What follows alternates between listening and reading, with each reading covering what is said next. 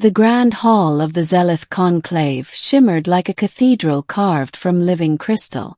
Hundreds of alien delegates sat in tiered seats that curved upward toward the vaulted ceiling, their robes and armor glowing faintly in the ambient starlight captured by the dome above.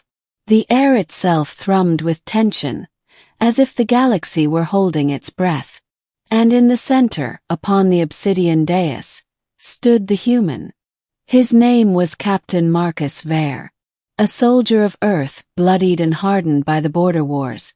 He had been chosen, reluctantly by some, eagerly by others, to represent humanity at this peace summit. Yet even as he stood before the galaxy's most powerful species, the silence was unbearable. The Zealous conclave had convened to decide the fate of the Rim War, a conflict that had burned through 3 sectors and consumed millions of lives. Every species represented in the hall had suffered. And yet, despite the desperate need for peace, the delegates remained locked in their ancient enmities, staring across the chamber like predators at a watering hole. No one dared speak. Not the towering Sithrix, whose barbed tails tapped the floor in impatience. Not the serpentine Droxel, whose forked tongues flickered in distrust. Not even the proud Pharillians, whose crystalline voices usually dominated any chamber.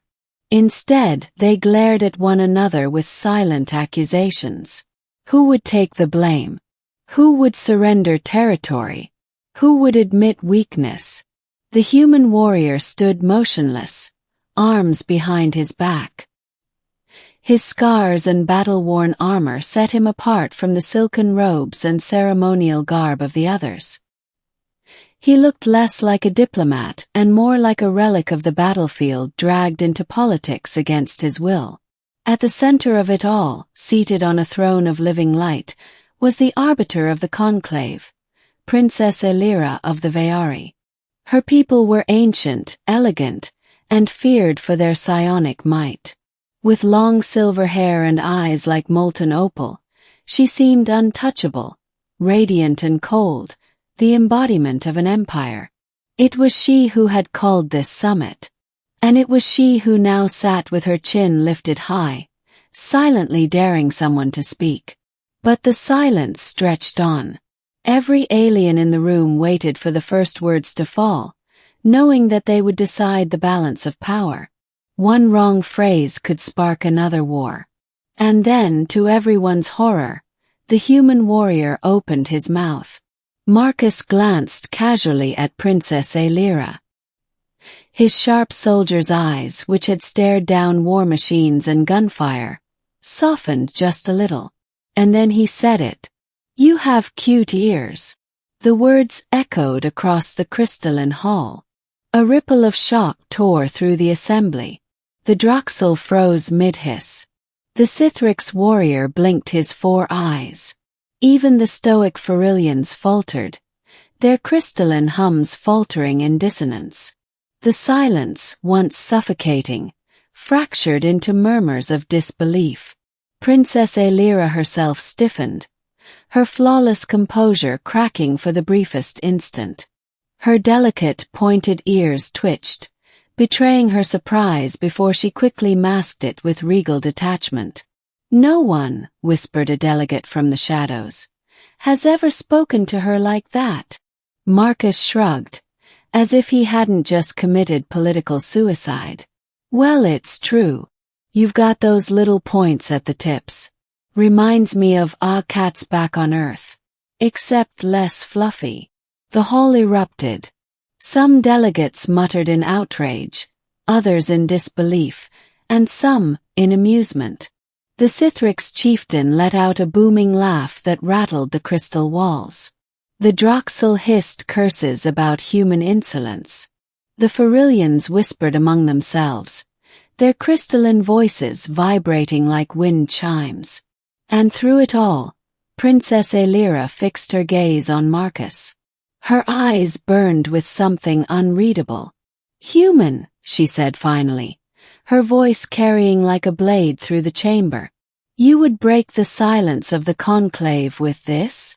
Marcus didn't flinch. Better than letting everyone sit here in silence until someone explodes. Figured we could start with something harmless. Harmless? The Droxel delegate spat. You dare insult royalty. I didn't insult her, Marcus cut in. His tone calm but sharp enough to halt the Droxel mid-sentence. I said something honest. That's more than most of you have managed in decades of talking circles around each other. The murmurs swelled again, but this time, something shifted. It was as if Marcus had broken a spell. The oppressive silence had shattered, and now the delegates were actually speaking, however angrily, instead of glaring daggers across the chamber.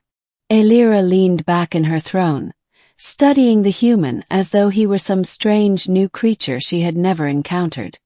Her empire had faced humans before in battle, reckless, stubborn fighters who bled but did not break. But this audacity in the heart of diplomacy was something else entirely. The middle, sparks of diplomacy. What followed was chaos at first. The Droxel and Sithrix traded barbed words. The Ferillians demanded reparations. Smaller species pleaded for protection. Voices rose, clashed and collided, threatening to unravel the summit entirely. But Marcus remained in the center, arms folded, his presence oddly grounding. Whenever the debate threatened to spiral, he spoke, sometimes blunt, sometimes humorous, but always cutting through pretense. Stop posturing. You lost just as much as they did. Yeah, I've seen that tactic on the battlefield. It didn't work there either. You keep pointing fingers, but none of you are clean. First they bristled. But slowly, grudgingly, some began to listen. The human's strange mix of candor and irreverence was disarming. He was no politician, no silver-tongued manipulator. He was a soldier who had walked among the dead, who carried scars that no robe could hide. His honesty was a blade that cut through centuries of lies. And Princess Elira watched him more closely than anyone. Her ears, those delicate points he had dared to comment on, twitched each time he spoke. She found herself unsettled. In all her years, surrounded by sycophants and manipulators, no one had ever spoken to her without calculation. No one had dared treat her as anything less than a goddess. And yet here was a human warrior who, without hesitation, had called her ears cute. The word replayed in her mind far longer than she wished. The turning point, a challenge. By the third day of the summit, progress had been made. Delegates who once refused to look at each other now debated terms openly. The possibility of peace, fragile though it was, flickered in the air. But it almost collapsed when the Droxel accused the Veari of orchestrating the war. The chamber erupted once more. The Droxel delegation unsheathed ceremonial blades. The Sithrix hissed in anticipation of bloodshed. Even the Ferillians resonated with a dangerous frequency. And it was Marcus who stepped between them. Enough, he barked, his soldier's voice cutting through the uproar. He turned to the Droxel leader. You want to end this war by starting another one right here? The Droxel sneered. Stay out of this, human. You have no place among the stars. Your species is young, weak, unworthy. Funny, Marcus interrupted, because we're the only ones who've managed to make you all sit in the same room without killing each other. That stung. Even the Droxel faltered. And then, in a move that stunned everyone, Princess Elira rose from her throne.